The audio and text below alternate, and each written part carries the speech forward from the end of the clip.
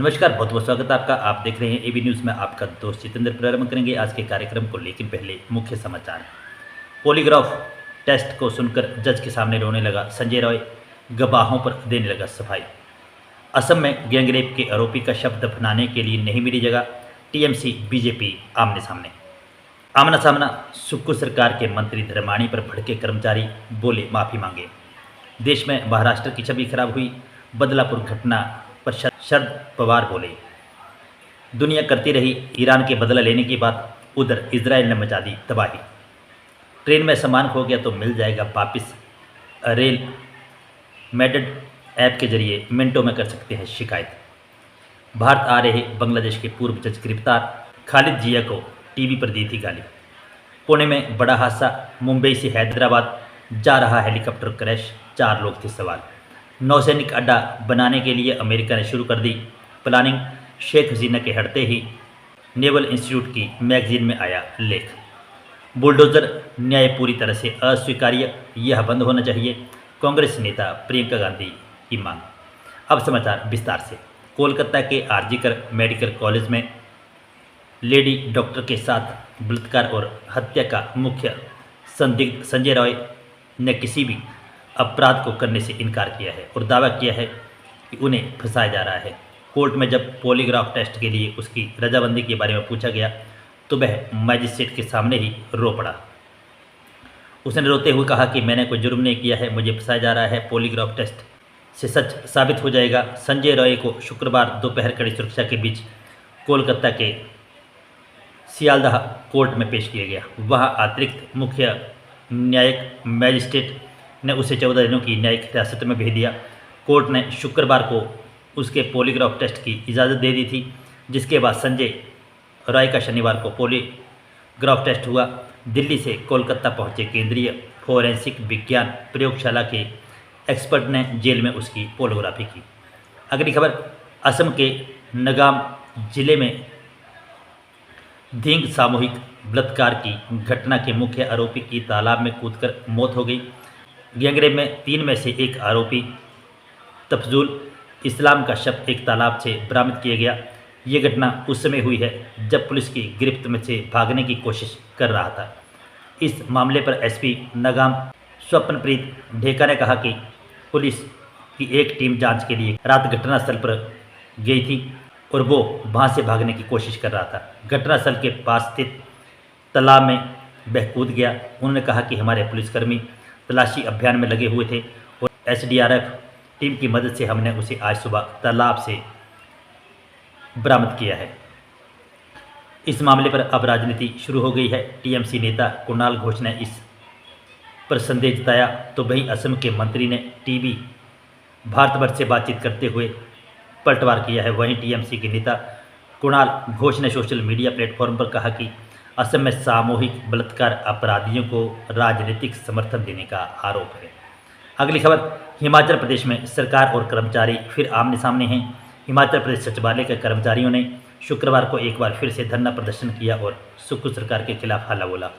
इस दौरान कर्मचारी कैबिनेट मंत्री राजेश धर्माणी के बयान पर भड़के और उनसे माफ़ी मांगने की मांग की।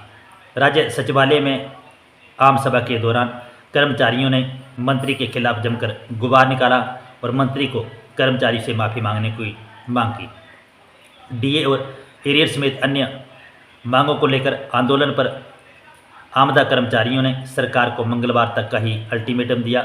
मंगलवार तक अगर मांगें पूरी होने के संबंध में कोई ठोस आश्वासन नहीं मिलता है तो मानसून सत्र के दौरान काले बिल्ले लगाकर विरोध प्रदर्शन किया जाएगा।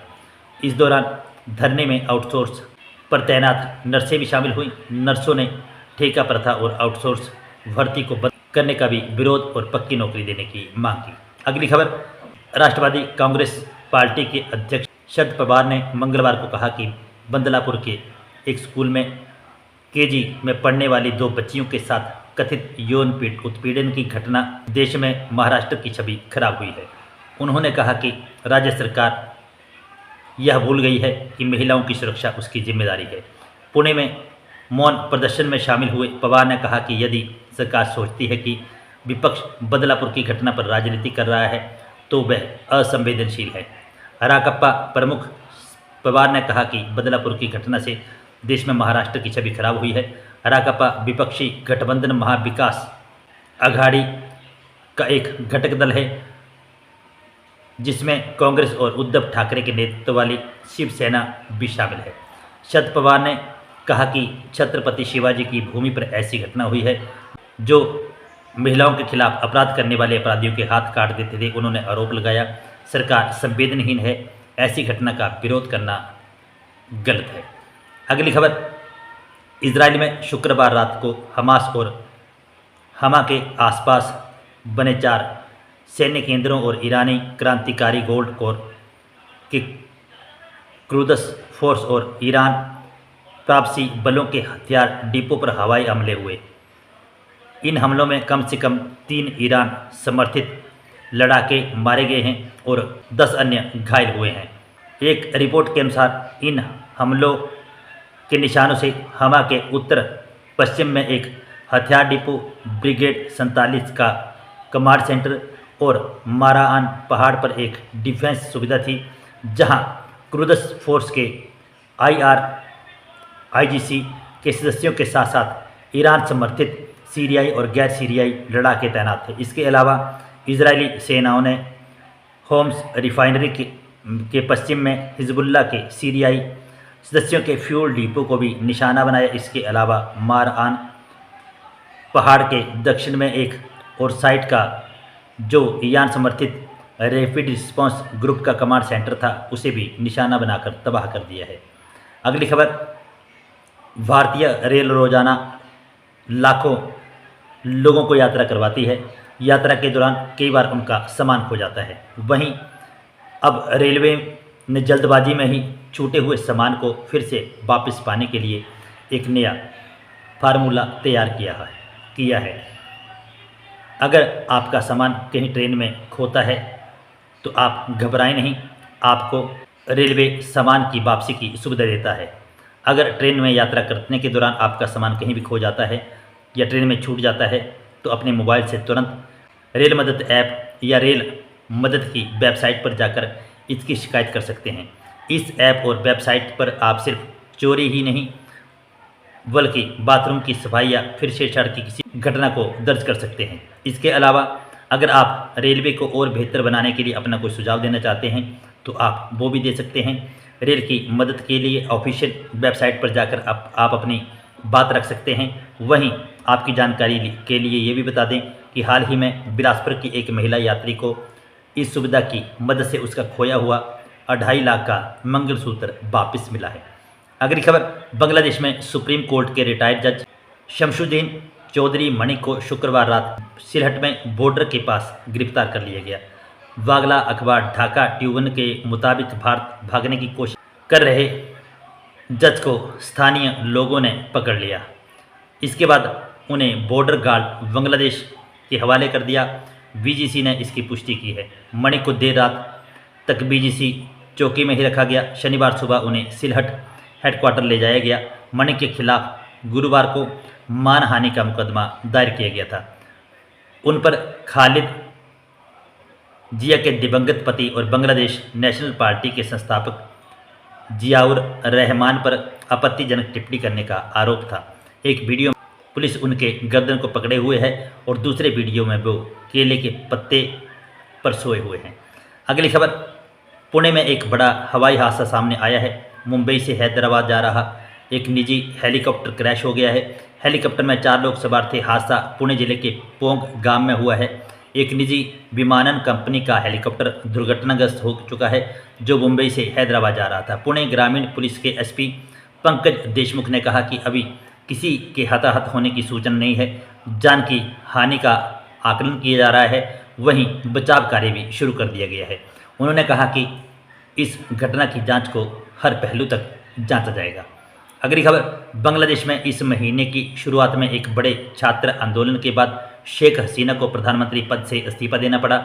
हसीना ढाका से भागकर भारत में शरण ले चुकी हैं। भारत पहुंचने के कुछ दिन बाद ही मीडिया में आए एक कथित बयान में कहा गया है कि अगर उन्होंने अमेरिका की सेंट मार्टिन द्वीप दे दिया होता तो आज वे बांग्लादेश की सत्ता में रहती। हालांकि अमेरिका में रह रहे उनके बेटे संजीव बाजेद जॉय ने इसका खंडन किया है और कहा है कि उनकी मां हसीना ने ऐसा कभी बयान नहीं दिया है।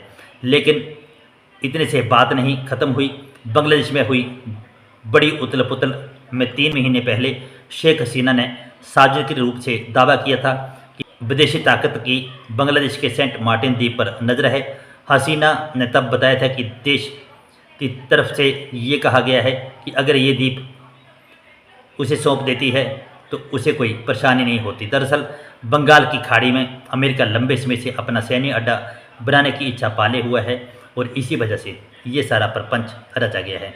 अगली खबर, देश के कई राज्यों में बुलडोजर की कार्रवाई को कांग्रेस नेता और महासचिव प्रियंका गांधी वाड्रा ने अस्वीकार किया है। इसे बंद करने की मांग की है। कांग्रेस नेता ने कहा कि बुलडोजर न्याय पूरी तरह से अस्वीकार्य है, यह बंद होना चाहिए।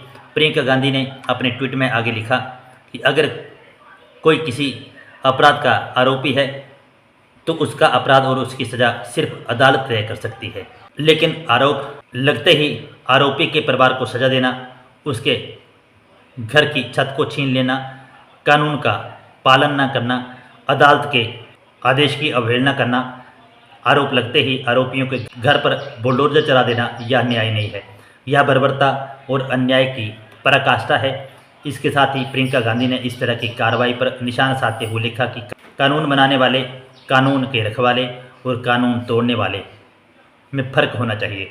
सरकार अपराधी की तरह व्यवहार नहीं कर सकती। कानून, संविधान, लोकतंत्र और मानवता का पालन सभ्य समाज में शासन कानून की न्यूनतम शर्त है। तो बंधुओं, ये थे आज के कुछ अहम समाचार जो हमने आपके साथ साझा की। खबरें पसंद आई हो तो लाइक और शेयर करें। जो दोस्त हमारे साथ नहीं जुड़े हैं भी हमारे यूट्यूब और फेसबुक पेज को लाइक और फॉलो भी करें। इन शब्दों के साथ फिलहाल के लिए बस इतना ही। बने रहे एबी न्यूज़ के साथ। जय हिंद, जय भारत, जय हिमाचल।